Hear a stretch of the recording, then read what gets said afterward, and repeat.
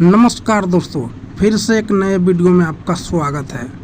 Video start करने से पहले मैं आपको बता दूं कि आप लोग हमारे चैनल को अगर नहीं सब्सक्राइब किए हैं तो ज़रूर कर लीजिएगा और साथ ही साथ बेल आइकन को दबा कर प्रेस कर लीजिएगा कि ताकि आने वाला वीडियो आपके तक पहुंचता रहे। तो चलिए वीडियो स्टार्ट करते हैं बिना देरी के। तो बात करते हैं ट्रेंडिंग स्टार पवन सिंह का। तो उसका गाना आया है और आप सबका बीच में हरी हरी चूड़ी। तो दोस्तों, आप लोग अगर नहीं देखें तो जाइए और देखिए और अपना प्यार और दुलार बरसाइए कि वो गाना नंबर 1 ट्रेंडिंग लिस्ट में पहुंच जाए।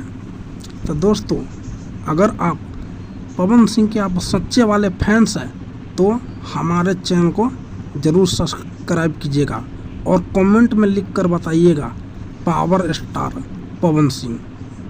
तो मिलते हैं दोस्तों एक नेक्स्ट वीडियो में, जब तक के लिए बाय बाय।